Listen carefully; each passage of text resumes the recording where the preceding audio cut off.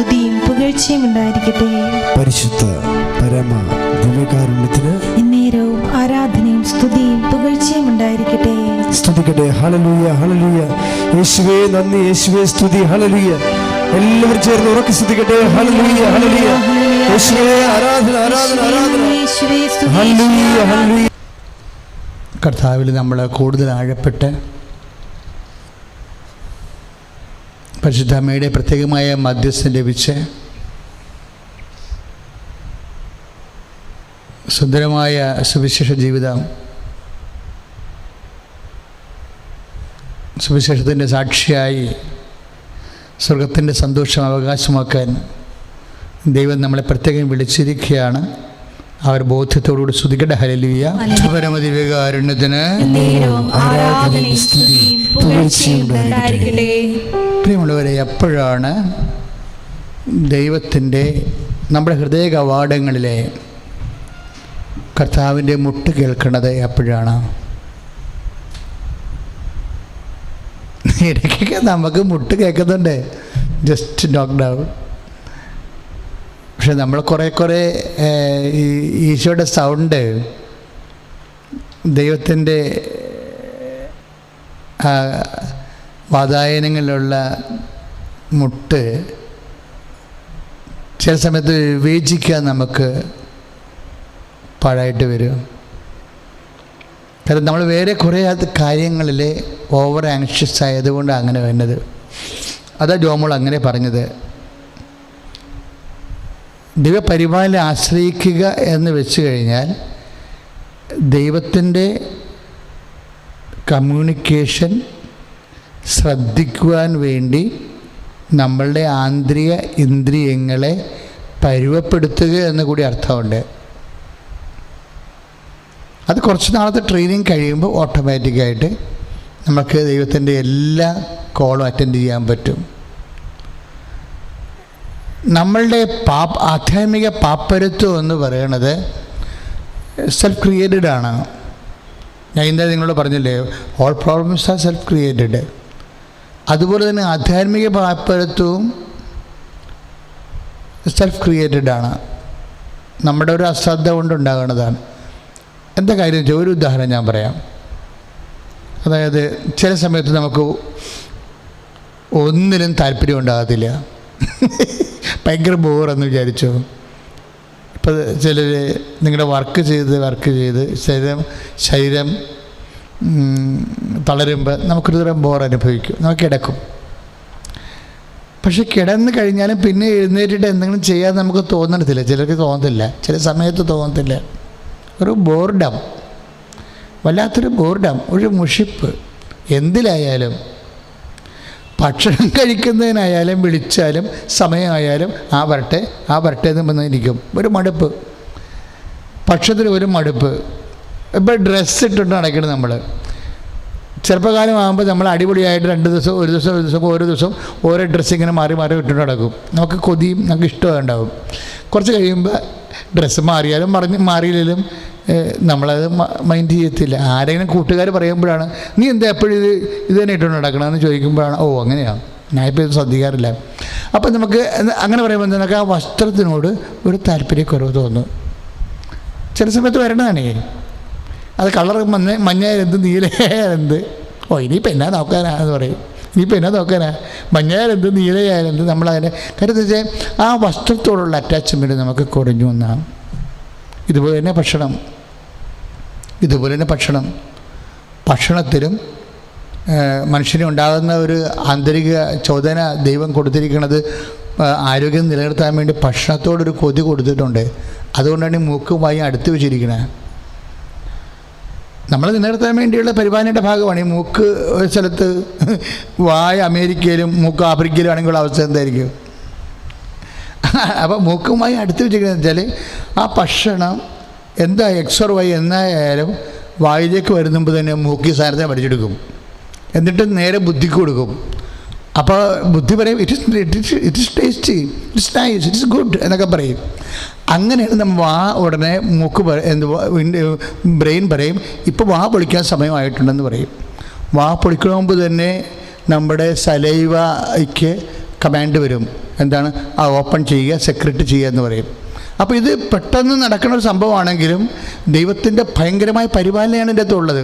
ഒരു ഭക്ഷണം ഇങ്ങനെ അടുത്തേക്ക് വരുമ്പോൾ 5 സെൻറ്റിമീറ്റർ അല്ലെങ്കിൽ 10 സെൻറ്റിമീറ്റർ എടുക്കുമ്പോൾ തന്നെ മൂക്കാണ് ആ സാധനം വെച്ചെടുക്കണം ആദ്യം.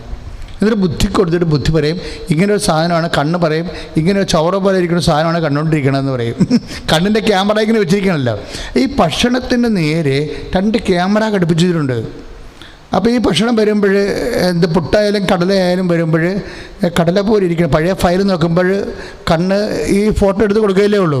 കടലയും പുട്ടിൻ്റെയും കടലയുടെയും ഫോട്ടോ എടുത്ത് ബ്രെയിനിലേക്ക് കൊടുക്കുമ്പോൾ ബ്രെയിൻ പറയും ഇത് കടല പോലെ ഇരിക്കുന്നു എന്ന് പറയും. ഉടനെ ആ സമയത്ത് മൂക്കിൽ നിന്ന് വേറെ സെൻസേഷൻ പോകും, കമ്മ്യൂണിക്കേഷൻ പോകും. ഇത് കടല തന്നെയാണ്. കാര്യം എന്താണ്? പഴയ മണം തന്നെയാണ്. കാര്യം മൂക്കിനോട് ചോദിക്കും എന്താണത്, പുട്ടാണോ അത് കടലയാണോ എന്ന് ചോദിക്കും. കണ്ണൊരു സാധനം കാണിച്ചുകൊണ്ടിരിക്കുകയാണ്. അത് പഴയ ഫയൽ നോക്കാനാണെങ്കിൽ പുട്ട് പോലെ കടല പോലെ ഇരിക്കുന്നുണ്ട്. അപ്പോൾ എന്താണ് അതെന്ന് ചോദിക്കുമ്പോൾ മൂക്കിനോട് ചോദിക്കും വാട്ട് ഈസ് ഇറ്റ് എന്ന് ചോദിക്കും. ഉടനെ മൂക്ക് അതിൻ്റെ മണം വരച്ചിട്ട് ബ്രെയിനിൽ കൊടുത്തിട്ട് പറയും. അപ്പോൾ ബ്രെയിൻ അത് സെൻസ് ചെയ്യും. ദാറ്റ്സ് ഓക്കെ, ഇത് പുട്ട് തന്നെയാണ്, ഇത് കടല തന്നെയാണെന്ന് പറയും. അപ്പോഴാണ് ഇത്രയും ഓക്കെ ആയി കഴിയുമ്പോഴാണ് അടുത്ത കമാൻഡ് വരേണ്ടത്. എന്നാൽ വാ പൊളിച്ചോളാൻ പറയും. ഉടനെ വാ പൊളിക്കും. വാ പൊളിക്കുമ്പോൾ സമയത്തിന് സലൈവയോട് പറയും സെക്രട്ടറി ചെയ്യിക്കൊള്ളാൻ പറയും. വായിലേക്ക് ഈ പുട്ടും കടലും എത്തുമ്പോൾ തന്നെ സെക്രഷൻ നടക്കും. ഇത് ഭയങ്കര ഹൈലി ഇൻ്റലക്ച്വൽ ബ്രെയിൻ ആണ് ദൈവം. ഇത് പരിപാലനയാണ് ശരിക്കും. എന്താണ്? നമ്മുടെ ആരോഗ്യത്തിലുള്ള ദൈവത്തിൻ്റെ കൊതിയാണ് ശരിക്കും. നമ്മൾ ആരോഗ്യമുള്ളവരായി ജീവിക്കാൻ വേണ്ടി കർത്താവ് നമ്മുടെ ശരീരത്തിൽ ചെയ്തിരിക്കുന്ന സംവിധാനം അവൻ്റെ സ്നേഹം തന്നെയാണ്. മൂക്കും വായും അടുത്ത് വന്നതും കണ്ണും അടുത്ത് വന്നതും ദൈവത്തിൻ്റെ സ്നേഹം തന്നെയാണ്. ഹല്ലേലൂയ, യേശു ഹല്ലേലൂയ. ആകർഷണം ഭക്ഷണത്തോട്, വസ്ത്രത്തോട്, പാർപ്പിടത്തോട്, അടിസ്ഥാന സൗകര്യങ്ങളോട്. ഇതുപോലെ ഉണ്ടാകുന്ന ആകർഷണം തന്നെ ചിലപ്പോൾ വികർഷണം ഉണ്ടാകും. ഇതാണ് ധ്യാനത്തിൻ്റെ പോയിന്റ്. അതായത് ഇതുപോലെ നമുക്ക് ആകർഷണം ഉണ്ടാകണ പോലെ തന്നെ വികർഷണം ഉണ്ടാകും. നിങ്ങൾ എത്ര ചെറുപ്പമായിരുന്നാൽ ചിലപ്പോൾ സെക്സിൽ പോലും വികർഷണം ഉണ്ടാകും. Such a way created. അപ്പോൾ പിന്നെ എന്താ ചെയ്യേണ്ടത്? ഈ വികർഷണം ഉണ്ടാകുന്നതിനെക്കുറിച്ച് എന്താ പറയണത്? ഇതാണ് ദ ടൈം ഓഫ് ഗോഡ്. നമുക്ക് എന്തെങ്കിലും വിഷയത്തെക്കുറിച്ചൊരു വികർഷണം ഉണ്ടാകുകയാണെങ്കിൽ that is the time of God. അതാണ് ദൈവത്തിൻ്റെ സമയം, അഥവാ അത് ദൈവത്തിൻ്റെ സ്പെഷ്യൽ ടൈമാണ്, പ്രത്യേക ടൈം. എന്താണ്? അതുകൊണ്ട് സഭാപ്രസംഗം എന്നാ പറയണത്? ഒന്നിലും ആകർഷണം തോന്നാത്തൊരു കാലങ്ങൾ വരും. അത് വാർദ്ധക്യം മാത്രമാണെന്ന് നിർബന്ധമൊന്നുമില്ല. സഭാപ്രസംഗ വാർദ്ധക്യം എന്ന് പറയണതേ ഉള്ളൂ. പക്ഷേ വാർദ്ധക്യം അകാല വാർദ്ധക്യം ആകാം. ഇപ്പം സഭാപ്രസംഗം 12-ാം അധ്യായത്തിലെ 1-ാമത്തെ വാക്യം എന്താ പറയണത്? നമുക്കറിയാം. ഒന്നിലും ആകർഷണം തോന്നാത്ത ഒരു സമയം, മടുപ്പ് തോന്നണ ഒരു സമയം. അങ്ങനെ വരും. മടുപ്പുള്ള ചില ദിവസങ്ങളുണ്ട്. ഇന്ന് ബോർഡമാണ്, ഇന്ന് ആരെയാ കണി കൊണ്ട് ഇറങ്ങിയെന്ന് അറിയത്തില്ല എന്നൊക്കെ പറഞ്ഞ് അന്ധവിശ്വാസം പറയത്തില്ല മനുഷ്യൻ. അപ്പോൾ ചില കാര്യങ്ങളിൽ മടുപ്പ്, പഠനത്തിൽ മടുപ്പ് തോന്നാം. പഠിച്ച് മടുത്ത് മനുഷ്യൻ, പണ്ടാരം പരിശോധന കഴിഞ്ഞാൽ മതിയായിരുന്നു അതൊക്കെ പറഞ്ഞാൽ എന്താ ഡയലോഗ്? എന്താ? ആ പഠനത്തോട് ഒരു മടുപ്പ് തോന്നി.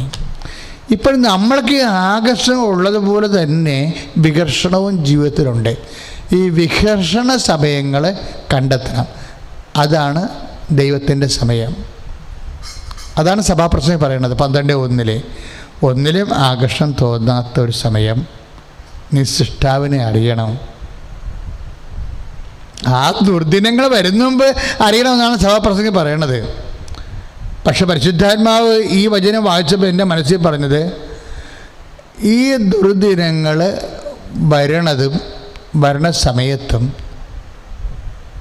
അത് പ്രേയർ ടൈമാണെന്നാണ് പറഞ്ഞത്. മക്കൾക്ക് മനസ്സിലായോ? അതായത് ഇങ്ങനെ എന്തെല്ലാം ഭക്ഷണം, പാർപ്പിടം, വസ്ത്രം, അടിസ്ഥാന സൗകര്യങ്ങൾ, പിന്നെ നമ്മൾക്ക് ഓരോ ഇപ്പോൾ ഇതെല്ലാം ബേസിക് ആയിട്ടുള്ള നീഡ്സ് ആണെങ്കിലും ചില വ്യക്തികളുടെ ബേസിക് നീഡ്സ് ചില സമയത്ത് ഇങ്ങനെ കോൺട്രയായിട്ട് തിരിയും. അവർക്ക് ചിലപ്പോൾ വേറെ എന്തെങ്കിലുമൊക്കെ ബേസിക് നീഡ്സായിട്ട് വരണത്. അപ്പോൾ ഈ ഒരു വിഷയത്തിൽ പോലും, അങ്ങനെ നമ്മൾക്ക് ആഗ്രഹമുള്ള വിഷയത്തിൽ പോലും നമ്മൾക്കൊരു മടുപ്പ് തോന്നുകയാണെങ്കിൽ, ഇന്ന് ഞാൻ മൊബൈൽ തുറന്നിട്ടില്ല, ഇന്ന് ഞാൻ ലാപ്ടോപ്പ് തുറന്നിട്ടില്ല എന്ന് പറഞ്ഞതിൻ്റെ അർത്ഥം എന്താ? ഇന്ന് ഞാൻ ലാപ്ടോപ്പ് തുറന്നിട്ടേ ഇല്ല എന്ന് പറഞ്ഞതിൻ്റെ അർത്ഥം എന്താണ്? ആ വിഷയത്തിൽ നിനക്കൊരു മടുപ്പുണ്ട് എന്നതിൻ്റെ അർത്ഥം. അതിൻ്റെ അർത്ഥം എന്താ? അതിൻ്റെ അർത്ഥം നിൻ്റെ സൃഷ്ടാവിനെ അറിയാനുള്ള 0 ടൈമാണ്. ഇപ്പോൾ 0 അവർ എന്ന് പറയത്തില്ലേ, അത് അപ്പോൾ ഒരു നിമിഷം കർത്താവേ, ഈ ലോകത്തിലുള്ള ഓരോ വസ്തുക്കളെ ഞാൻ ഇഷ്ടപ്പെടുന്ന വസ്തുക്കൾക്കൊക്കെ ഇപ്പോഴൊരു മടുപ്പ് തോന്നണം, ഇത് നിൻ്റെ ടൈമാണെന്ന് ജോസഫ് പറഞ്ഞിട്ടുണ്ട്. അപ്പോൾ എന്ന് പറഞ്ഞാൽ ആ സമയത്ത് നീ നിൻ്റെ മനസ്സ് കർത്താവിന് സമർപ്പിക്കണം. കർത്താവേ, ഇത് നിന്നെ അറിയാനാണ്. കാര്യം നമുക്ക് ലാപ്ടോപ്പ് അറിയാം, അതിൻ്റെ ടെക്നിക്കൽ ആയിട്ടുള്ള കാര്യങ്ങളറിയാം, നമുക്ക് ഭക്ഷണത്തെക്കുറിച്ച് അറിയാം, നമ്മുടെ ജോലിയെക്കുറിച്ച് അറിയാം, നമ്മൾ എക്സ്പെർട്ടാണ്. പക്ഷെ ദൈവത്തിൻ്റെ കാര്യം നമ്മൾ എക്സ്പെർട്ടാണോ? That's A question.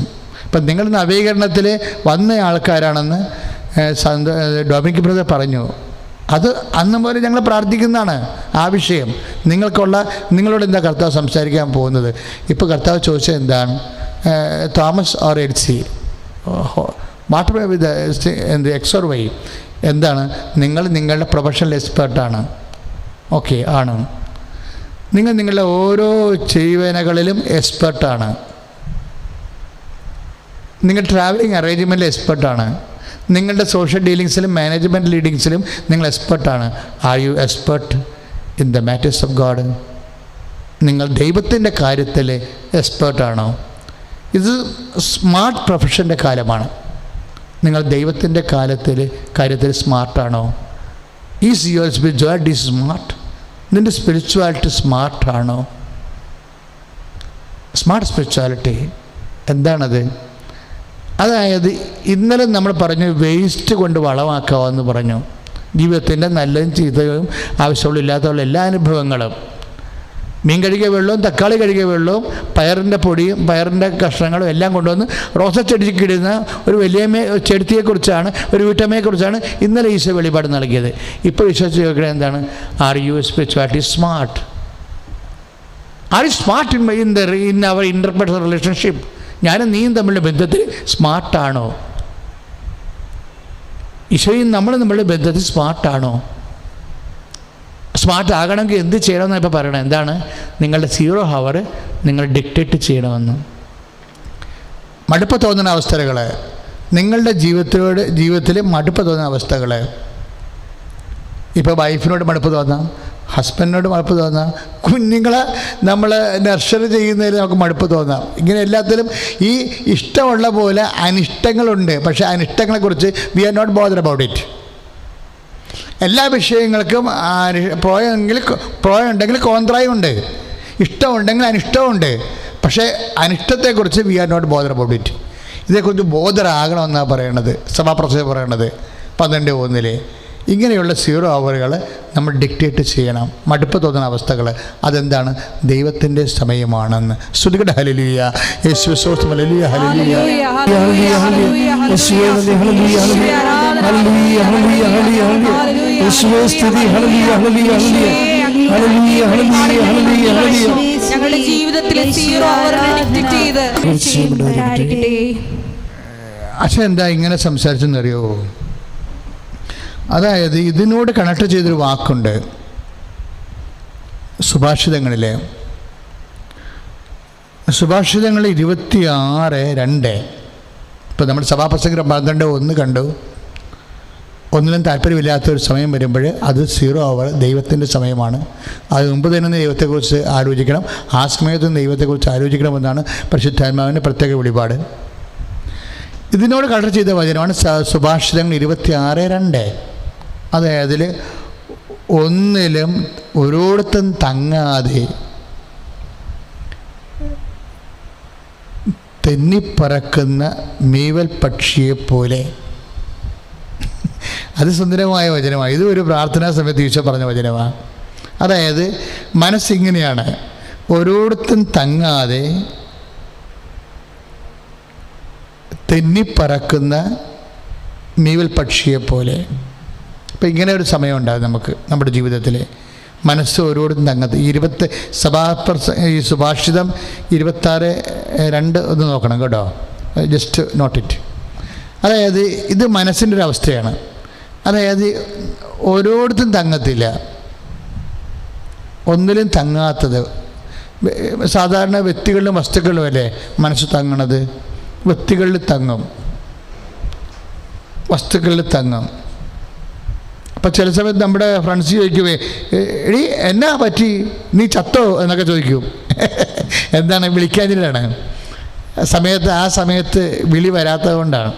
അപ്പോൾ നമ്മൾ തരികട പറയും, എന്നാ പറയണേ, ഞാൻ ബിസിയായി പോയി, ഓഫീസിലായിരുന്നു, ഇന്ന് ടൈറ്റ് ഷെഡ്യൂളായിരുന്നൊക്കെ പറഞ്ഞ് നമ്മൾ ഡയലോഗ് അടിക്കും. പക്ഷെ കഥയില്ല. നമുക്ക് എന്താ സംഭവം, നമുക്ക് അവരെ വിളിക്കാൻ തോന്നിയില്ല, അത്രയേ ഉള്ളൂ.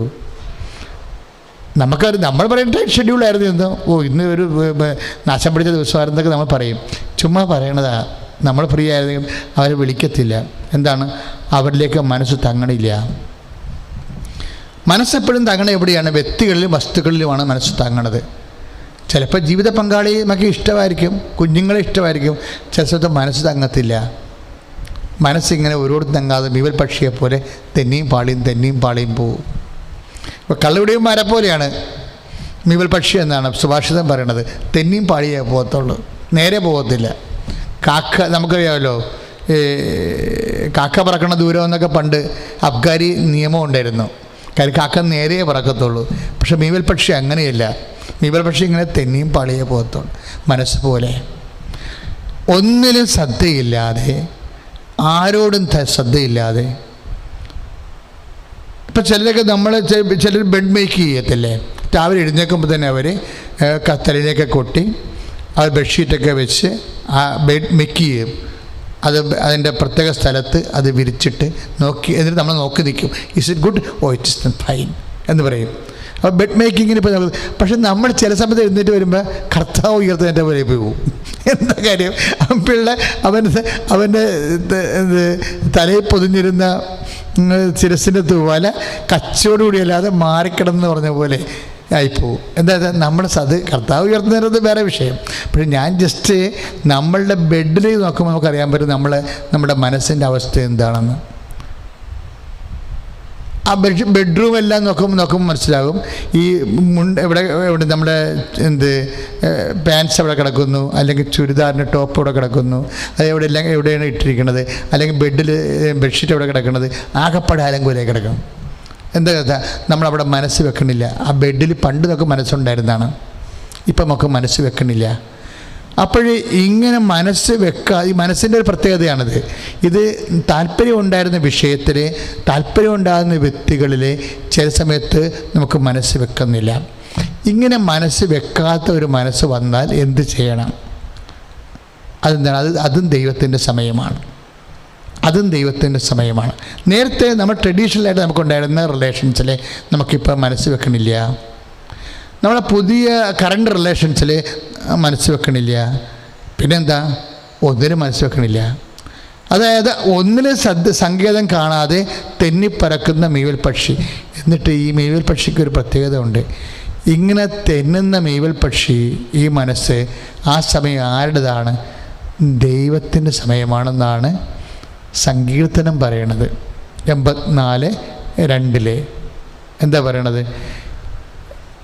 ദൈവമായ കർത്താവ്, മീവൽ പക്ഷി, കുരുകിൽ പക്ഷി ഒരു കൂടും, മീവൽ പക്ഷി ഒരു സങ്കേതവും ദൈവമായ കർത്താവെ നിന്റെ ബലിപീഠത്തിൽ കണ്ടെത്തിയിരിക്കുന്നു. പ്രൈസ് ദി ലോർഡ്, ഹല്ലേലൂയ. ഇപ്പം മനസ്സിലായില്ലേ? അപ്പോഴേ അതായത് മീവൽ പക്ഷി ഇങ്ങനെ തെന്നിയും പാടിയും നടക്കുന്ന പാർട്ടിയാണ്. പക്ഷേ അങ്ങനെ ഒന്നിനും മനസ്സ് വെക്കാതെ തെന്നിയും പാളിയും നടക്കുന്ന മനസ്സ്, അല്ലെങ്കിൽ മീവൽ പക്ഷി പോലുള്ള മനസ്സ് എവിടെയാണ് സങ്കേതം കണ്ടെത്തേണ്ടത്? ദൈവത്തിലാണ്. ആ കാര്യം എന്താണ്?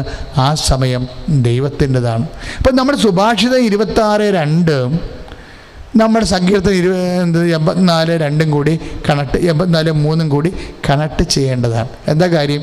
തെന്നിയും പഴി നടക്കുന്ന മാനസികാവസ്ഥയാണ് നിനക്കെങ്കിൽ അത് ദിവ്യകുർബാനയ്ക്ക് ദൈവദരിസന്നിധിയിൽ ഉറപ്പിക്കാനുള്ള സമയമാണ്. വസ്തുക്കളിലോ വ്യക്തികളിലോ നിന്റെ മനസ്സ് ഉറക്കുന്നില്ലെങ്കിൽ അത് ദൈവത്തിൽ ഉറക്കാൻ വേണ്ടിയുള്ള ദൈവപരിപാലന സമയമാണ്. ശ്രുതികണ്ട ഹല്ലേലൂയ.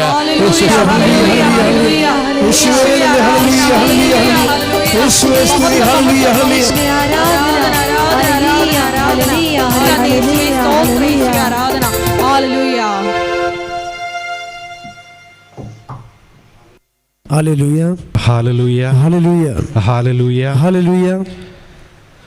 ഈശോയിൽ പ്രിയ സഹോദരങ്ങളെ, നമ്മൾ വലിയ ആഗ്രഹത്തോടുകൂടെ വചനം ശ്രവിച്ചുകൊണ്ടിരിക്കുകയാണ്. ഈ ദിനങ്ങളിലൊക്കെ വലിയ അഭിഷേകത്തിൻ്റെ ദിനമാണ്. അത്രമാത്രം ശക്തമായിട്ടുള്ള വചനങ്ങളാണ് നമ്മൾ ശ്രവിച്ചുകൊണ്ടിരിക്കുക.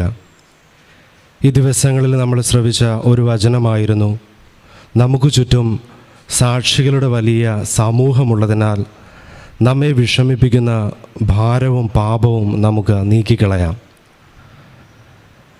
നമ്മൾക്ക് ചുറ്റും സാക്ഷികളുടെ ഒരു വലിയ സമൂഹമുള്ളതിനാൽ സാധാരണ തിരുപ്പട്ടം സ്വീകരിക്കുമ്പോഴും മെത്രാഭിഷേകം നടക്കുമ്പോഴുമൊക്കെ നടക്കുന്ന ഒരു വലിയ ഒരു പ്രാർത്ഥനയുണ്ട്. അത് സകല വിശുദ്ധരുടെയും ലുത്തീനിയെ ചൊല്ലുന്നതാണ്. ഈ പട്ടം സ്വീകരിക്കുന്ന വ്യക്തി അൾത്താരയുടെ മുമ്പിൽ കിടക്കും.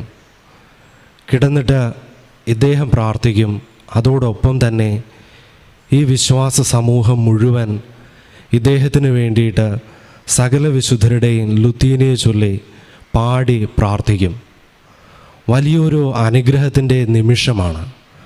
കാരണം ഈ ഭൂമിയിലുള്ള സാക്ഷികളുടെ സമൂഹം മുഴുവൻ ഒന്നു ചേർന്നുകൊണ്ട് ഈശോയുടെ പൗരോഹിത്യം സ്വീകരിക്കുവാനായിട്ട് ഒരുങ്ങുന്ന ഈ വ്യക്തിക്ക് വേണ്ടിയിട്ട് സ്വർഗത്തിലെ വലിയ സാക്ഷികളോട് പ്രാർത്ഥിക്കുന്ന നിമിഷമാണ്.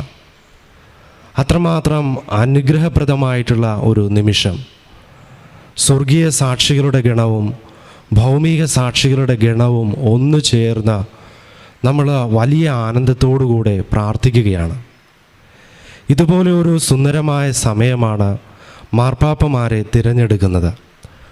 മാർപ്പാപ്പമാരെ തിരഞ്ഞെടുക്കുന്ന സമയങ്ങളിൽ നമുക്കെല്ലാവർക്കും അറിയാവുന്നതാണ് കോൺക്ലേവ് ആരംഭിക്കുന്നത്.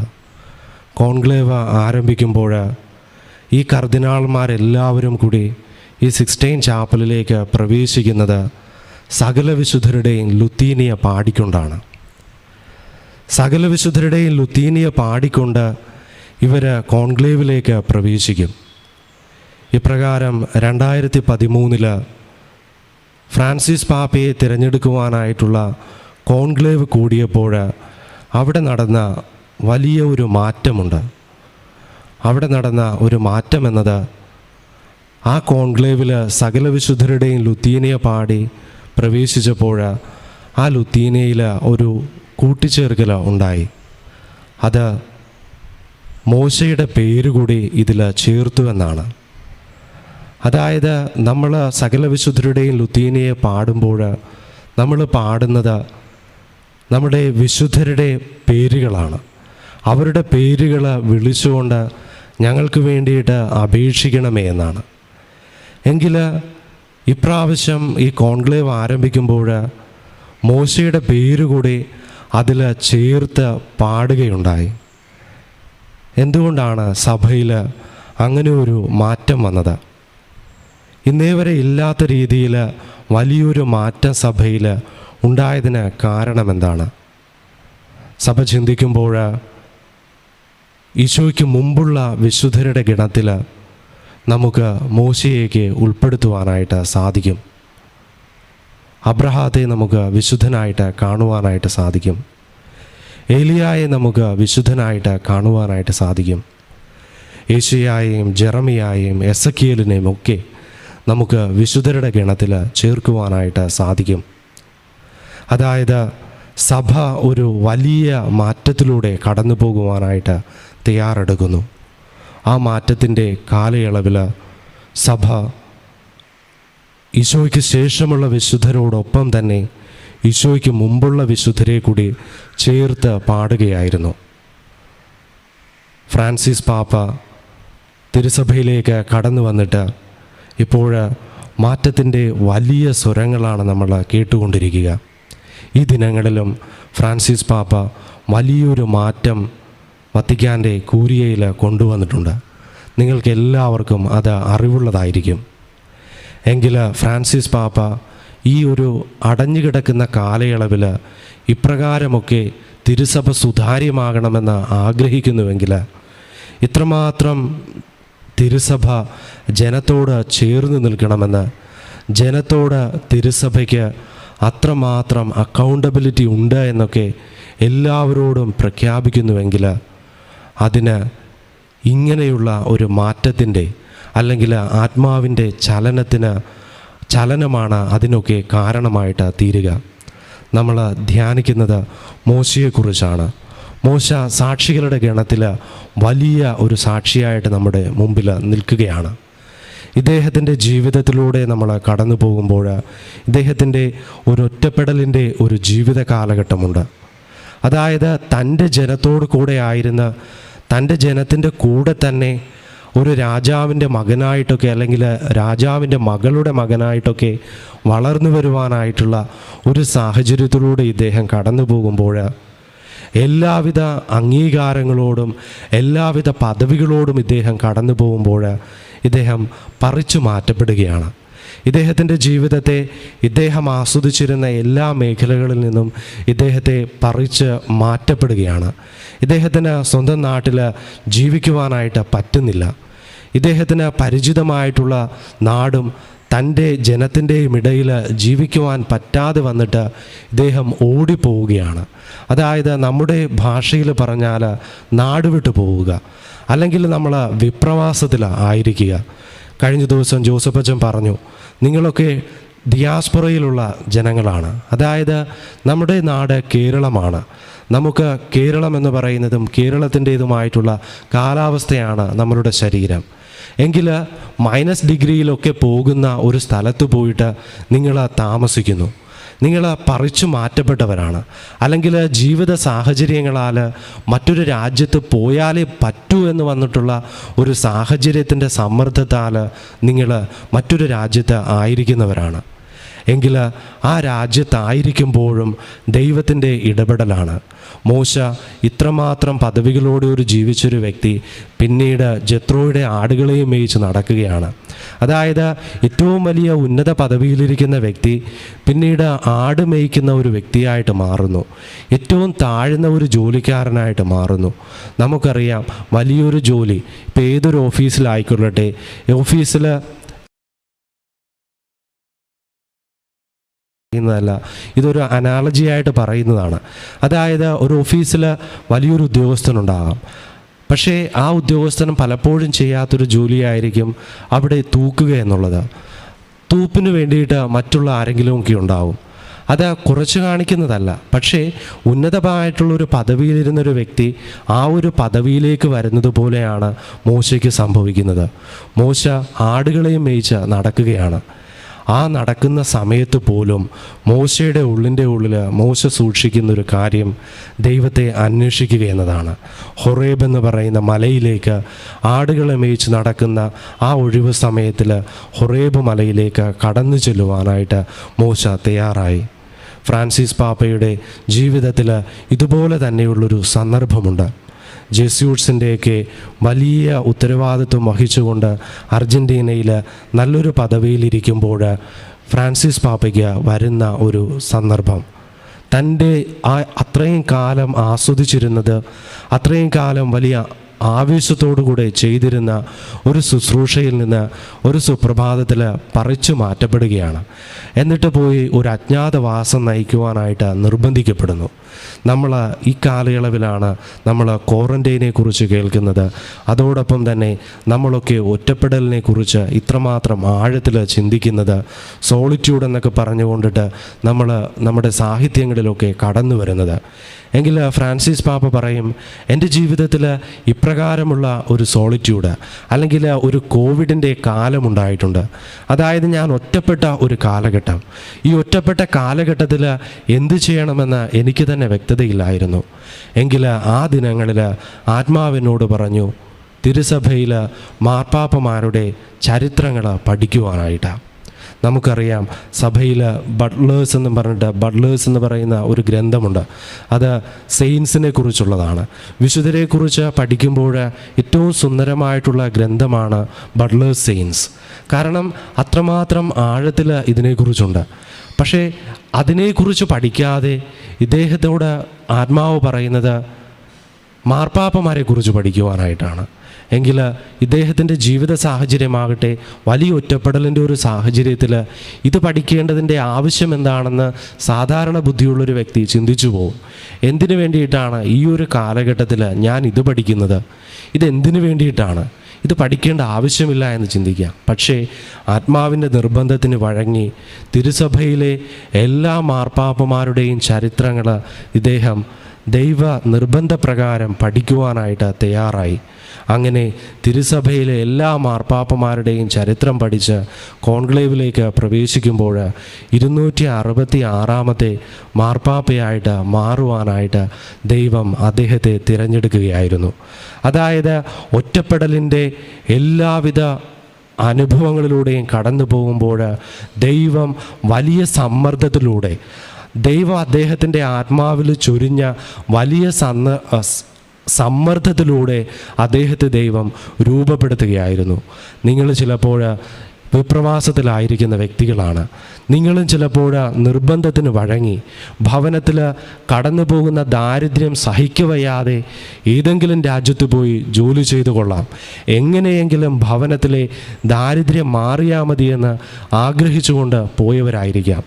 അല്ലെങ്കിൽ ഇവിടെ നല്ല ബിസിനസ് ചെയ്ത് എല്ലാ ബിസിനസ്സും ചെയ്ത് വലിയ തോതിൽ വളർന്നു വന്നപ്പോൾ കടങ്ങൾ കയറിയിട്ട് നാടുവിട്ട് പോയിട്ട് ചിലപ്പോൾ കളിയാക്കിയൊക്കെ പറയുന്നവരുണ്ട്.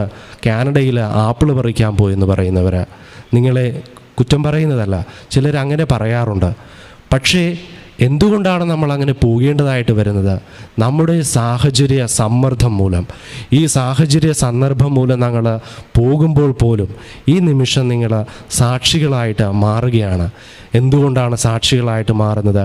ഈ ദിവനങ്ങളിൽ, ഈ 2020 വലിയ ഒറ്റപ്പെടലുകളിൽ ലോകം കടന്നു പോകുമ്പോൾ നിങ്ങളുടെ മാതാപിതാക്കളെ വിട്ട്, നിങ്ങളുടെ സഹോദരങ്ങളെയൊക്കെ വിട്ട് നിങ്ങളൊരു അന്യരാജ്യത്ത് പോയിട്ട് നിങ്ങൾ ജോലി ചെയ്ത് ഈ നാട്ടിലുള്ള കുടുംബത്തെ പുലർത്തുവാനായിട്ട്, നിങ്ങളുടെ മാതാപിതാക്കളെ സംരക്ഷിക്കുവാനായിട്ടൊക്കെ നിങ്ങൾ കഷ്ടപ്പെടുന്ന ഈ സന്ദർഭത്തിലും നിങ്ങൾ വചനം കേൾക്കുവാനായിട്ട്, ധ്യാനിക്കുവാനായിട്ട് നിങ്ങൾ തയ്യാറായി.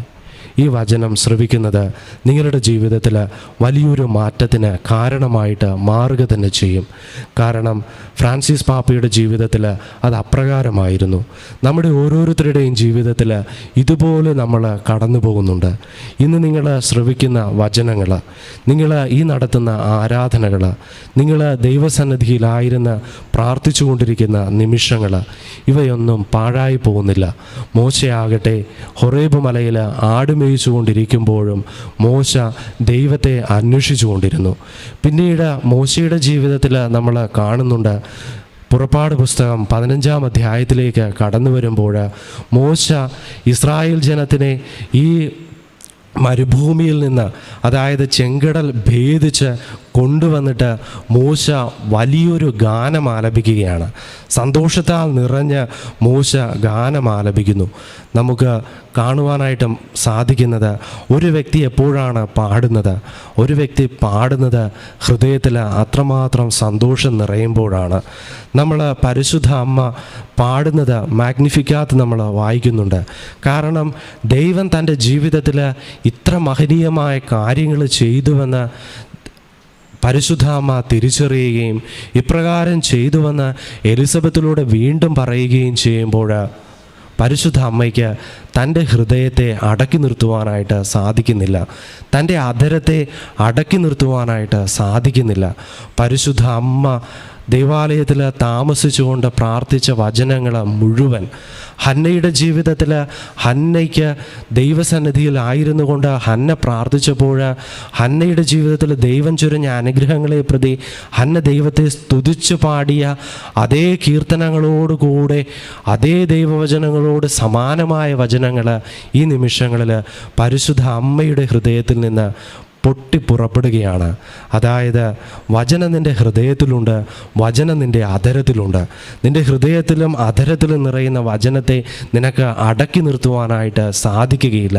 സാഹചര്യങ്ങളുടെ സമ്മർദ്ദം മൂലം വചനം ശ്രവിച്ചുകൊണ്ടിരിക്കുന്ന നിങ്ങൾക്ക് അതേ സന്തോഷത്തിൻ്റെ സമ്മർദ്ദത്താൽ വചനം അടക്കി നിർത്തുവാൻ പറ്റാതെ വചനം പ്രഘോഷിക്കുന്നവരായിട്ട് മാറേണ്ടതായിട്ട് വരും.